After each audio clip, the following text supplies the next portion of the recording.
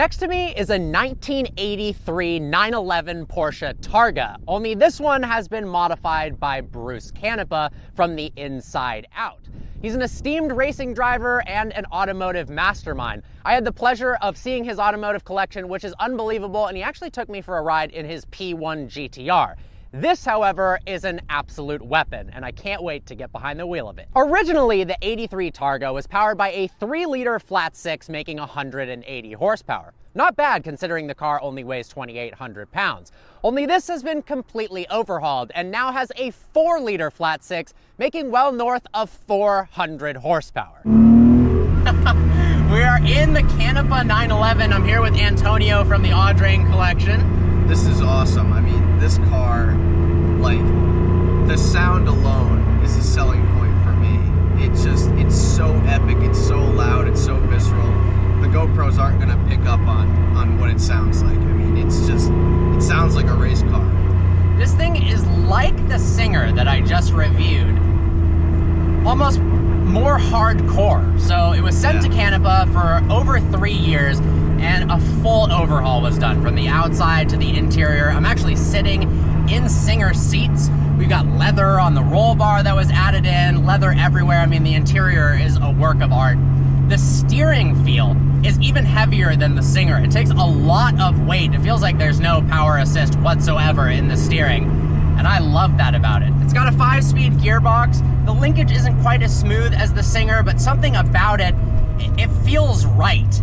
It's kind of a savage to drive, and with 400 plus horsepower in a tiny little 1980s 911, before they even called 911s by generation numbers. I mean, this is the first generation 911, and then we moved on to the 964.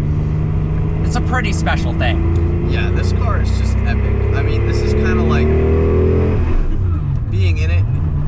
It might be weird to say, but it's kind of like what like your dad would drive or something. Like, it's really manly. Like, it's the seats are fantastic, but the engine and the gearbox, like you mentioned, are just so raw, and this car wants to go.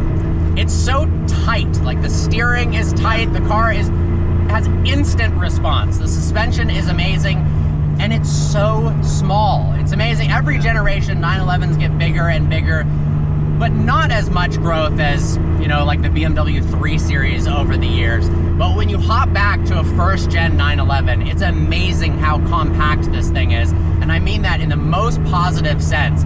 It feels so light and so nimble. I really do like this thing. Well, you mentioned size. I mean, a lot of times with a classic car, and I do love classic cars, and if you can reach across and touch the passenger side door handle, oh yeah, wow, which you just did, then that's the perfect size. Cars don't need to be bigger than that, but with safety features and creature comforts, cars have gotten so big. If you put this next to a modern Carrera 992, it's gigantic. Yeah. They've grown so much. I mean, of course, the way that the market's going and everything else, the cars are going to get bigger, but when you get back into a classic like this, and you start driving it, you realize that you don't need to have some monstrosity all the time, and it really brings you back to the purity of driving. I mean, this is hydraulic steering, really classic for the time in the 80s. This is an older style gearbox. I mean, everything in this car was worked through at Canepa. It took 3 years, and every nut and bolt was taken out, and the whole car was rebuilt to make it into this just absolute monster that it is. And then the fact that it's got a 4-liter flat six that revs to 8,000 RPM is actually ridiculous. I mean, I'm only at 4K, half of the red line, and it's already screaming, and I'm sure you can barely hear me on the GoPros right now. It's so loud. It is so loud in here in the absolute best way possible. This is such a pleasure to drive. The steering is so heavy, wow. And it pulls like crazy. When you get above 5,500 RPM is when it really starts to sing. Like, this thing wants to go. It's a race car. Wow. I think the power to weight ratio on this is absolutely incredible. And that, oh my God. You know, we just got out of the Singer, and I think this actually sounds better than the Singer. I think it sounds better than the Singer as well. It has so much more tone to it. Yeah. I mean, I think there might be less sound deadening in this than the Singer has, but that's probably part of it. But this just sings. It's got so much power. Wow. This car's awesome. It sings more than the Singer.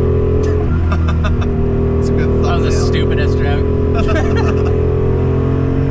Wow. You know what? That's what's so great about cars like this is they put a smile on your face, and the way things are going with EVs.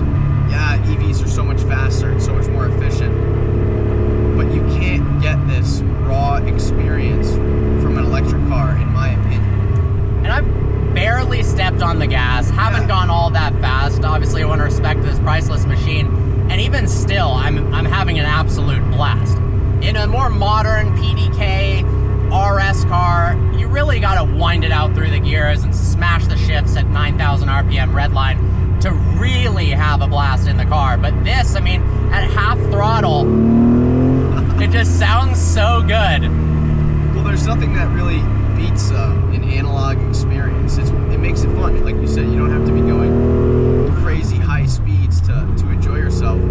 Like I just drove the AMG GT Black Series that we have in the Audrey collection as well, and at slow speed it almost kind of felt like a video game. I didn't really get that raw emotion. It's the kind of thing that you need to take to the racetrack to really fully enjoy. Yeah, that's similar to the Z06 I just drove, where it was a bit of a two-faced car in a way, where on the street, if you're not pushing it, which obviously you shouldn't be pushing it at 10 tenths on the street, yeah, of course. It was a little boring. And it wasn't until you were really on the track at the edge of its limits where you really felt the excitement in the car. Yeah. Versus something like this, I mean, you can be driving legally within the speed limit, and you're having a blast. 30 miles an hour right now. This is fun.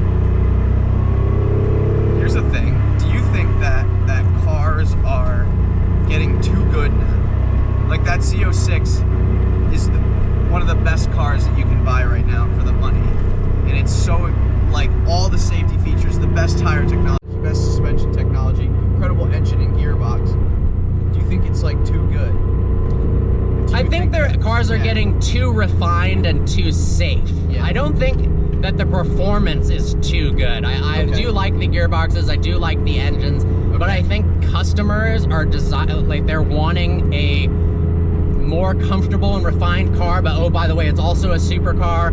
And then in order to not sell cars like the original Dodge Viper, where half the people that left the dealership crashed into a tree, the traction control is becoming more and more advanced. But there is something to, like, this car could just easily kill you and step out sideways. 100%. And that is exciting. Yeah. I don't think they could get away with selling a car like this modern day, but I don't know. I love the fact that there's almost no refinement. It's rough, it's loud, you can hear everything. The steering is heavy. I mean, the average person today would be like, I don't like this. It takes way too much effort to move the steering, but that's like the best part of the whole car. Yeah, they would think that there's something wrong with it. And in true Porsche fashion, the more you accelerate, the lighter the front end starts to feel, and that's when the steering wheel really starts to dance in your hands. It's what makes it really fun. But yeah, I mean, I agree with you. I mean, I also really enjoy the technology as well, but every time I get into a car like this, I don't even think about it. I just enjoy the steering and the gearbox and all the sensations and the smells. And that's what's so fun about it. The newer cars make it, and it makes total sense, especially for sales. So that a person can hop in who just simply has the money to buy the car and feel like a professional race car driver. The electronics are so good, tires are getting so wide that you can mash the throttle in a rear wheel drive 700 horsepower car, just grip up and go around the track, have the stability control, take care of any imperfections that you have. Whereas something like this, I mean, man, if I was out on the track, you really got to be paying attention and respecting the beast.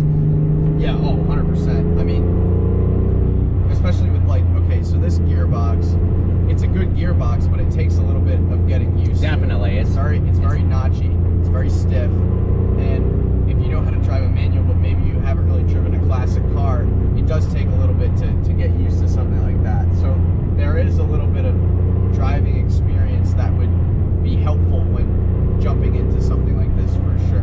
Whereas a modern manual is just very, very easy to use. The Singer was a great example of an in-between where it's really easy to drive, but it still had extreme amounts of engagement. Yeah. This leans more towards the difficult to drive, but it's rewarding when you get it right. Yeah.